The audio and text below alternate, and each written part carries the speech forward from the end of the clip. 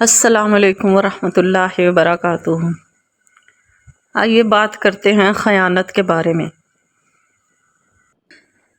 امانت میں خیانت بھی ایک برا اخلاقی جرم ہے۔ بغیر مالک کی اجازت کے کسی کی چیز کو اپنے استعمال میں لے آنا خیانت ہے۔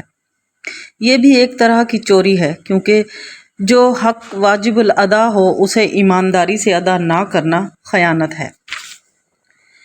ایسے ہی ہر حقدار کا حق ادا نہ کرنا خیانت ہے۔ ایسے ہی میاں کے ذمے جو حقوق بیوی کے متعلقہ واجب الادا ہوتے ہیں ان کا غلط استعمال خیانت ہے۔ خیانت جسم کے ہر عضو سے ہو سکتی ہے، لہٰذا دل، زبان، ہاتھ، پاؤں کو احکام الہی کے خلاف استعمال کرنا بھی خیانت ہے، کیونکہ ارشاد باری تعالیٰ ہے کہ اللہ تمہاری آنکھوں کی خیانت اور سینے میں چھپے ہوئے راز کو جانتا ہے۔ ایک اور مقام پر ارشاد ہوا کہ اے ایمان والو، اللہ اور اس کے رسول صلی اللہ علیہ وآلہ وسلم کی خیانت نہ کرو اور نہ آپس کی امانتوں میں جان بوجھ کر خیانت کرو۔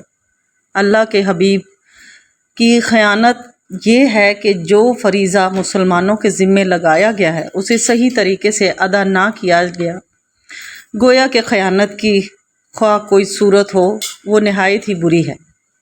اس لیے خیانت سے بچنے کی ہر ممکن کوشش کرنی چاہیے۔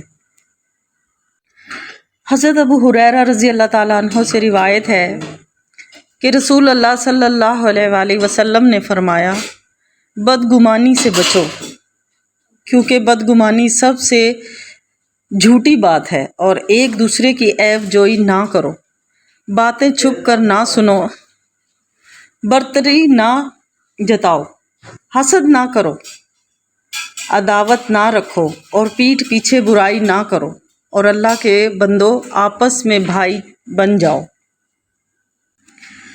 حضرت ابو ہریرہ رضی اللہ تعالیٰ عنہ سے روایت ہے کہ حضور صلی اللہ علیہ وآلہ وسلم نے فرمایا ہے کہ بدگمانی سے بچو، کیونکہ بدگمانی سراسر جھوٹ ہے، اور نہ جاسوسی کرو اور نہ کسی کو جاسوسی کرنے دو۔